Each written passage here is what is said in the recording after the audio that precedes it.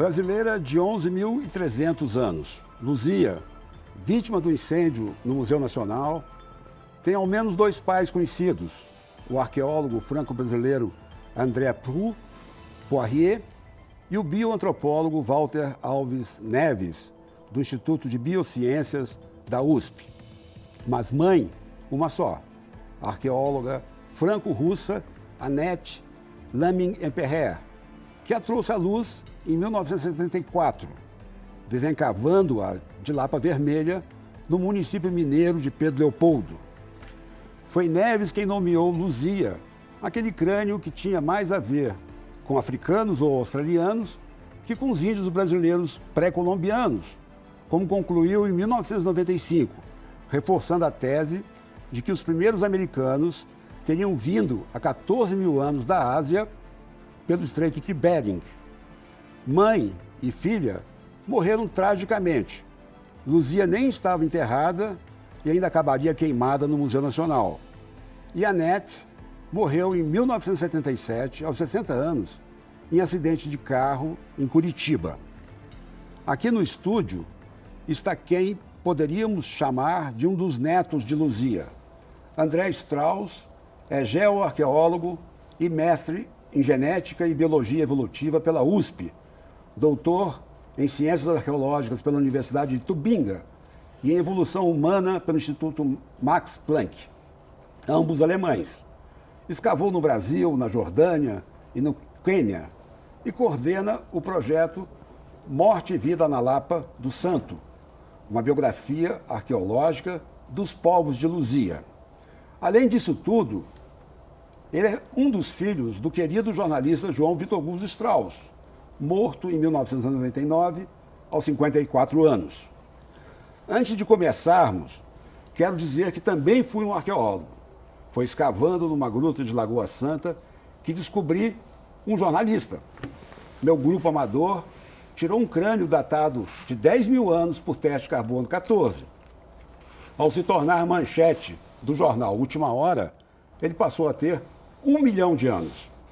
Escalado para desmentir a notícia, fui convidado depois a ser repórter e estou em imprensa até hoje. O crânio foi para o Museu do Índio, mas não sei se ele está exposto. Boa noite, André. Boa noite, Rabelo. A margem de erro das datações é de 1.000 a 3.000 anos, não é? Hoje em dia, usando o método do carbono 14, a gente consegue algo bem melhor que isso, em torno de 30 a 40 anos. Então, são datações muito precisas que os novos métodos chamados de AMS permitem estabelecer. Mas eu fiz a datação do crânio que eu orgulhosamente encontrei. Perfeito. Nesse método que permite uma margem de erro grande. Sendo assim, se eu achei um crânio de 10 mil anos e tem essa margem de erro, ainda, além do mais, tem 39 esqueletos da caverna Lapa do Santo, em Sertãozinho. Todos eles podem estar com a margem de erro da idade de Luzia, o que não a tornaria a mais antiga do Brasil. Talvez começando a falar da Luzia um pouco, a Luzia, a idade dela é uma idade estimada em 11.400 anos. Em outras palavras, não é uma datação direta. Quando você vai datar um esqueleto arqueológico, tem duas abordagens. O que a gente chama de datação direta, que é quando você pega um pedacinho do osso, desmineraliza ele com ácido, extrai o que é uma espécie de um gel orgânico, que é o colágeno, e data esse colágeno pelo método carbono 14. Essa é uma datação direta, que a gente tem extrema confiança de que representa a idade do material. Outra forma que foi aplicada à Luzia é quando você não consegue extrair o colágeno porque não preservou, você tem que fazer uma datação associada. Então você data os carvões, também pelo carbono 14, que estavam próximos ao fóssil, ao esqueleto, e faz a inferência de que o fóssil teria a mesma idade que esses carvões, que é o que foi feito para a Luzia. Quando você fala em carvões, para o nosso telespectador entender, são as cinzas de fogueiras. São os carvões mesmo, é a madeira queimada, né, que foi queimada nessas fogueiras, quer seja para aquecimento, quer seja para cozinhar, assar comida, e que são, vamos dizer assim, é a principal categoria de artefato arqueológico que nos permite datar os sítios, né? São os carvões de fogueira, exatamente. Então é madeira queimada, como o carvão que a gente usa hoje para fazer um churrasco, né? Então, voltando à Luzia, os outros esqueletos de Lagoa Santa, muitos deles estão diretamente datados. E a gente sabe que o grosso da ocupação na região, com evidência de esqueletos, ocorre entre 10.500 e 8.000 anos atrás. Então, o que seria um pouquinho depois da data que tradicionalmente é estimada para a Luzia. Como é uma data estimada, dependendo de como você olha para a questão, você pode chegar a estimativas distintas. 11.500 é uma possibilidade, mas alguns colegas acham que a estratigrafia apontaria para uma data um pouquinho mais recente, 10.400, 10.500. Mas talvez o importante aqui é pensar que essa diferença não é tão importante, talvez esse não é o X da questão, se é 11.500, se é 10, né? Mas as informações que o estudo desses esqueletos nos permitem obter sobre os grupos que habitavam o Brasil Central durante esse período da era geológica que a gente chama de Holoceno inicial, entre 10.500, 11.000 anos atrás e 8.000 anos atrás. Mas então, sendo de 10.000, sendo de 11.300, todos esses humanos que habitavam o Brasil, né, teriam vindo da Ásia ou da Austrália? Da Ásia, né? Da Ásia. A ideia aceita, vamos dizer, pela grande maioria dos arqueólogos, dos antropólogos, é que os grupos humanos vieram da Ásia e entraram pelo Estreito de Bering, que na época do final do Pleistoceno, no final da Era do Gelo, como os níveis do mar estavam muito mais baixos do que hoje, aquela ponte entre o nordeste da Ásia e o Alasca, que hoje é o Estreito de Bering, é água, né? Estaria toda exposta por terra. Então seria possível cruzar aquela região sem necessidade de se aventurar, né, vamos dizer assim, por grandes navegações marítimas. Então a ideia é de que tanto o povo de Luzia quanto os grupos que deram origem aos nativos americanos atuais, os dois vieram por lá. Então, a discussão não está tanto em torno de por onde vieram, mas de quem eram, né? No caso específico de Luzia e dos povos de Lagoa Santa. No Brasil mesmo existia um povo que não tivesse vindo de outro lugar? Não. Não, em nenhum lugar da América se imagina que teve um grupo humano que não veio através da Ásia. Uma hipótese nesse sentido, que não é amplamente aceita, mas que se considera como minimamente razoável, é a ideia de uma migração da Europa, os grupos solutrenses do Paleolítico Europeu, que eram basicamente os caçadores-coletores da Europa, os caras que faziam aquelas famosas pinturas rupestres que todo mundo conhece, e que eles teriam vindo talvez pela Groenlândia. Alguns arqueólogos de grande credibilidade sugerem isso. Mas, de forma geral, se acha que não foi o que aconteceu, e mesmo que tenha acontecido, certamente foi uma contribuição muito pontual para o povoamento da América como um todo. Então, eu diria assim, 99% do povoamento da América se dá a partir da Ásia, através do Estreito de Bering. Quer dizer que todos os índios que estavam aqui quando Cabral nos descobriu, já divididos em várias tribos diferentes, eram todos de uma mesma origem. Perfeito. Todos os nativos americanos, não só aqueles do Cabral, mas também os andinos, da Patagônia, do México e de grande parte da América do Norte, todos eles têm uma origem única no Nordeste Asiático, né? A ideia é essa. E a grande ideia desafiadora, o grande diferencial do modelo que o Walter propõe a partir do estudo da Luzia seria justamente que esses grupos que estavam em Lagoa Santa, do qual a Luzia é a representante mais famosa, mas não é a única, são dezenas e dezenas de esqueletos, representando pessoas que moraram ali por mais de 3.000 anos, 4.000 anos, né? Então, que todos esses grupos, porque eles apresentam uma morfologia craniana que é muito diferente, ou pelo menos assim se argumentou, dos nativos americanos atuais, que esses grupos possivelmente representariam a chegada na América de populações que não teriam uma relação direta de ancestralidade com os nativos americanos atuais. Em outras palavras, a chegada de uma população anterior àquelas que posteriormente daria origem a toda a diversidade ameríndia que a gente conhece hoje. André, por que Minas? Por que não Rio, Mato Grosso? Por que Minas virou o centro das pesquisas e das descobertas, né? Talvez começando Hoje em dia a gente sabe que essa morfologia típica de Lagoa Santa, de Minas, ela não é exclusiva dali. A gente tem esqueletos de idade contemporânea à Lagoa Santa com padrões morfológicos semelhantes em outras regiões do Brasil e em outras regiões da América. Tá? Então, na Colômbia, no Peru, inclusive no sul do estado de São Paulo, no Vale do Ribeira. Então, vamos dizer assim, populações que são equivalentes à Lagoa Santa. Lagoa Santa, nesse sentido, é uma pioneira, né, que vai motivar essa busca nessas outras regiões, onde se confirma a presença disso que se chama morfologia paleoamericana. Por que Lagoa Santa? Primeiro, por uma questão de preservação. As cavernas que ali existem preservam muito bem os esqueletos humanos. Calcário? Exatamente. O calcário ele cria um ambiente que favorece a preservação dos ossos. Se você, mesmo na região de Lagoa Santa, inexiste esqueletos humanos antigos encontrados fora das cavernas. Então, vamos dizer assim, esse microambiente condiciona a preservação e isso é fundamental. Mas também tem razões históricas. O fato de que já no começo do século XIX, um naturalista dinamarquês, o Peter Lund, acaba terminando ali em Lagoa Santa, um pouco por acaso, num certo sentido, encontra um conterrâneo dele, que era o Peter Clausen, no meio do cerrado, né? Quais eram as chances de 1830 e tanto, dois dinamarqueses se encontrarem no interior do Brasil com interesses convergentes sobre o registro fóssil, né? Na época, até pelas guerras napoleônicas, tinha uma demanda por pólvora muito grande na Europa que motivava a exploração dessas cavernas em busca do salitre, né, que era um componente para ser feita a pólvora. E no meio dessa exploração, vamos dizer assim, majoritariamente econômica, se começa a perceber a presença desses ossos dos animais extintos, a megafauna. E o Lund é atraído por essas descrições e quando conhece Lagoa Santa, percebe que tinha encontrado uma região riquíssima para isso e acaba dedicando o resto da sua vida ao estudo desse material. Inclusive, ele nunca volta para a Dinamarca, ele fica na região de Lagoa Santa, morre lá, é enterrado lá e até hoje é uma referência muito importante na região. É considerado o pai da paleontologia brasileira. Pai da paleontologia, da espeleologia e da arqueologia brasileira, né? Certamente tiveram outros, mas ele talvez seja o mais conhecido. André, eu aprendi que os índios enterravam os seus mortos embaixo de pinturas rupestres. Lendo você, concluí que isso pode não ser uma regra. Você fala em ossadas misturadas, crânios de crianças com corpos de adultos. Então, os povos que habitavam aqui alteraram a forma de tratar os corpos dos mortos. Alguma explicação para isso? Essa ideia de que eles enterravam embaixo das pinturas, assim, é uma possibilidade, mas assim, também enterravam fora das pinturas, né? A forma de enterrar os mortos ela é extremamente diversa ao longo do tempo e do espaço.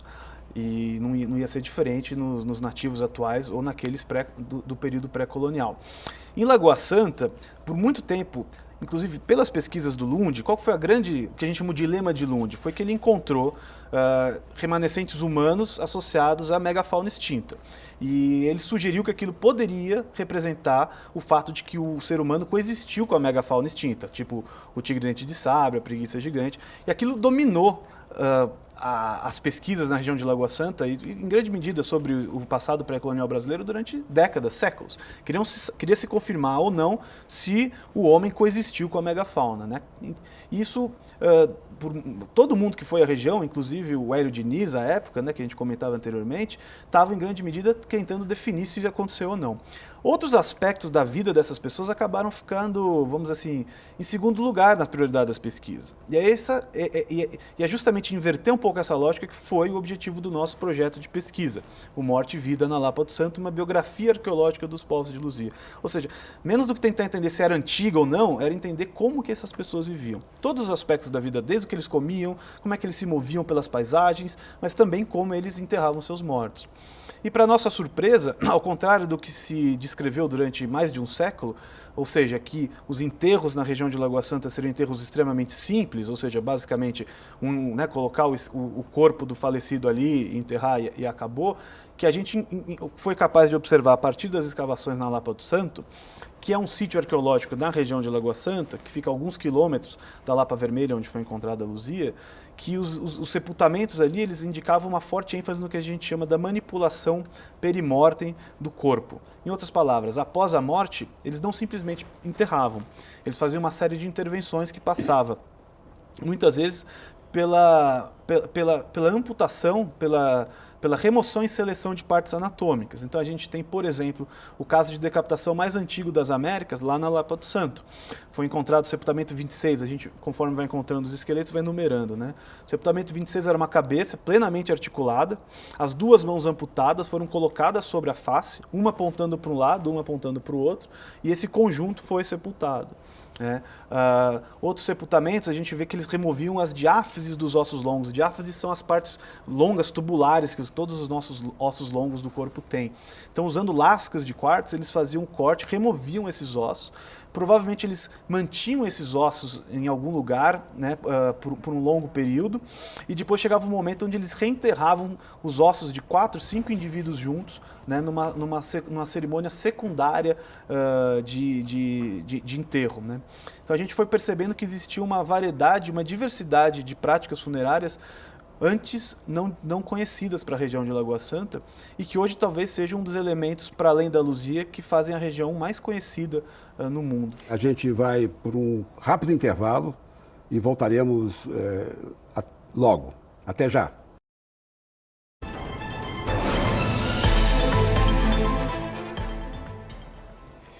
Aqui no estúdio eu estou com André Strauss, que é professor do Museu de Arqueologia e Etnologia da USP e mestre em Genética e Biologia Evolutiva pela USP. Como eu disse na abertura do programa, André é um dos netos de Luzia, a brasileira de 11.300 anos, vítima do incêndio no Museu Nacional. A gente falava no bloco anterior sobre os ossos denunciarem a nossa presença e modo de vida. Isso é surpreendente, não? Para você não, mas... Talvez para o público leigo sim, né?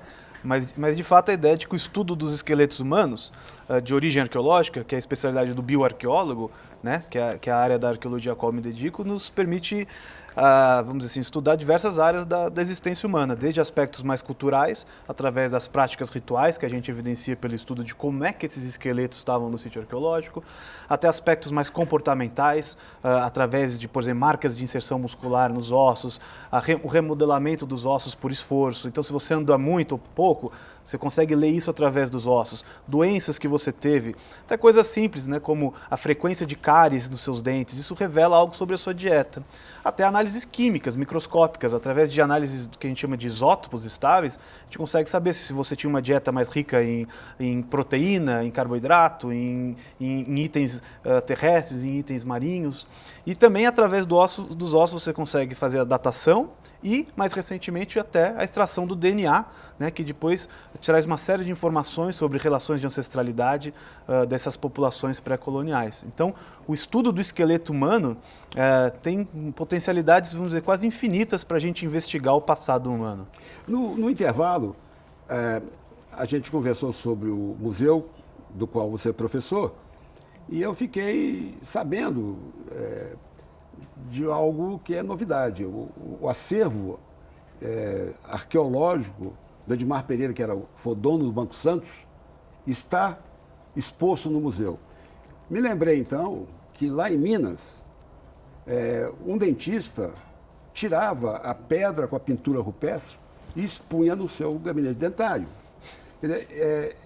Isso aí é fruto de depredação? O acervo do Museu de Arqueologia e Etnologia da USP ele é imenso, inclui desde um componente arqueológico que representa em grande parte os mais relevantes contextos da arqueologia brasileira, tem um material andino espetacular também, né? Então das sociedades andinas que são tão conhecidas do público geral, tem uma coleção maravilhosa de arqueologia clássica do mundo helenístico, e além desse material arqueológico tem um riquíssimo acervo etnográfico também, talvez um dos mais ricos do país. E tem alvará do Corpo de Bombeiros. Tem alvará do Corpo de Bombeiros, inclusive o nosso museu da USP tem padrões de excelência no que se diz respeito à preservação e conservação, com especialistas nos mais diversos ramos que precisa para garantir a preservação desse acervo. Inclusive um sistema de combate a incêndio que não é nem baseado em água, mas é baseado na emissão de dióxido de carbono dentro das reservas técnicas, né? Porque obviamente que num evento de incêndio, no caso de um museu, você não quer jogar água nas peças, que obviamente não vai ser uma solução adequada. Então, o Museu de Arqueologia e Etnologia da USP tem uma estrutura de primeiro mundo para lidar com essas questões de preservação. Bom, vamos um pouco para o norte, para Nied Guidon, Perfeito. que criou Parque Nacional da Serra da Capivara, no Piauí. Ela achou peças feitas por humanos, ela, pelo menos é o que consta, datadas de até 58 mil anos. Isso não muda uma história contada a partir dos 15 mil anos? Olha, eu acho que a grande diferença seria que aquilo que muitos chamariam de primeiros americanos há 15 mil anos seriam, na verdade, americanos tardios, na verdade, inclusive o próprio grupo da Luzia. Né? Se existia gente aqui há 58 mil anos, a Luzia seria seria algo muito tardia dessa história. Nunca se achou nenhum osso na Serra da Capivara? Não, até hoje, tem muitos esqueletos humanos na Serra da Capivara, mas dos momentos mais recentes de ocupação, a partir de 10, 11 mil anos atrás. Agora, esqueletos humanos correspondentes a esses níveis de ocupações bem antigos, até hoje nunca encontrou. Eu, inclusive, participo da missão francesa, que hoje atua na área, sou coordenador da área de bioarqueologia desse grupo, e o nosso objetivo é justamente tentar buscar esse esqueleto humano, que obviamente seria a prova derradeira da presença humana na região nessa antiguidade.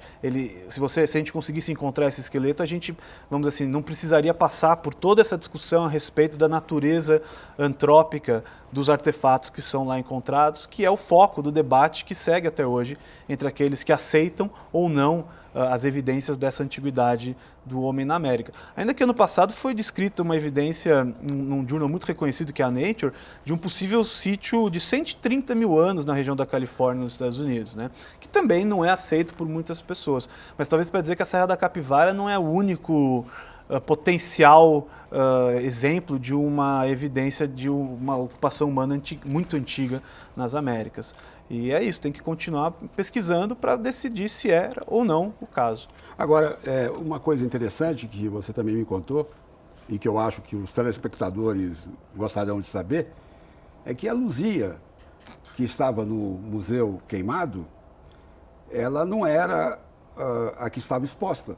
Ela estava guardada numa caixa de metal. O esqueleto, o crânio da Luzia, né, do Museu Nacional, ele não estava exposto, ele estava guardado na reserva técnica, muito bem guardado, diga-se de passagem, como todo o acervo do Museu Nacional, mas a Luzia, né, pela sua notoriedade, até onde eu lembro, tinha um tratamento especial, estava numa caixa metálica e nos resta a esperança de que, quem sabe, consigam encontrar não apenas a Luzia, mas muitos dos artefatos, e esqueletais ou não, desse acervo possam ser recuperados. Mas pela nossa conversa, dá para inferir a existência de muitas Luzias, que devem estar enterradas em Minas, ou então, quem sabe, enviadas para a Dinamarca pelo Peter Lund. Sim. Num certo sentido, sim, no sentido de que existem muitos esqueletos da região de Lagoa Santa, sem dúvida a região mais rica e abundante da presença de esqueletos antigos. Mas a Luzia, ela tinha algumas peculiaridades que faziam ela única. Primeiro, pela potencial antiguidade, né, que ela tem, e que para a gente determinar só através do método da datação direta, né, e que obviamente sem o fóssil agora a gente não vai conseguir, e também a própria questão do DNA. Ainda que a gente consiga extrair DNA de outros esqueletos, inclusive esses que estão na Dinamarca, sempre vai ficar uma pulguinha atrás da orelha. Será que esses dados que a gente está gerando para os outros esqueletos são iguais àquilo que a gente encontraria para a Luzia? Porque a Luzia, é fato, ela foi encontrada num contexto arqueológico muito diferente, muito especial. Normalmente, esses esqueletos são encontrados em sítios onde você tem dezenas de esqueletos um ao lado do outro, uma espécie de cemitério, entre aspas, né? Ela não foi enterrada? Tudo indica que não, né? Certamente ela não estava num desses cemitérios, ela foi encontrada na Lapa Vermelha, que é onde ela foi encontrada, a mais de 10 metros de profundidade, o que também já é uma coisa muito especial, muito rara de acontecer. Geralmente os sepultamentos estão a 1, 2 metros de profundidade, a Luzia estava a mais de 10 metros, né? E ela foi o único esqueleto humano encontrado nessa ampla escavação.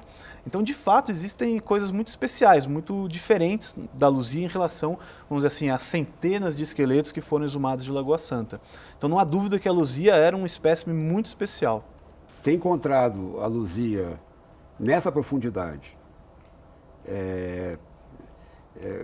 corroborou de alguma forma para preservá-la, como os estudos que vocês fizeram? Olha, possivelmente o fato dela estar bem profunda preservou alguma possível intervenção que tivesse na superfície do abrigo, que é mais comum, porque a região de Lagoa Santa também foi ocupada intensamente no período colonial, né? Então, certamente isso ajudou. Mas acho que o mais importante, de fato, é o ambiente calcário onde ela estava, né? Agora, infelizmente, as tentativas que já foram feitas para datar diretamente a Luzia, em outras palavras, tirar o colágeno do osso da Luzia, elas fracassaram, porque esse colágeno não estava preservado.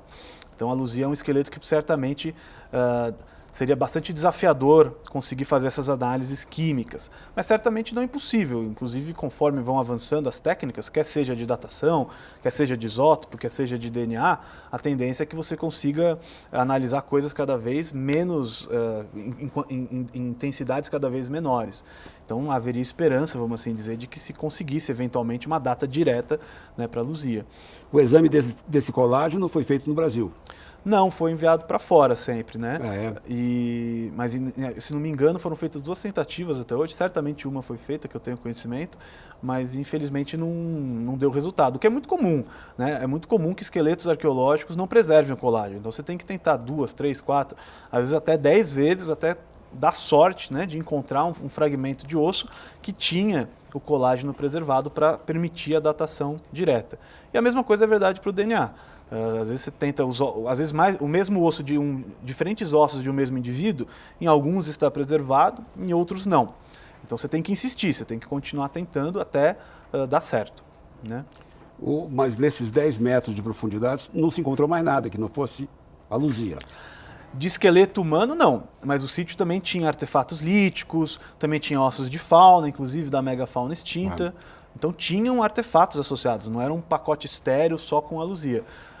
Mas de ossos humanos, a Luzia é o único esqueleto que foi encontrado na Lapa Vermelha 4, que é o nome do sítio, né, que foi escavado pela missão francesa na década de 70. Bom, dos 11.500 anos, a gente chega ao momento presente que acabou.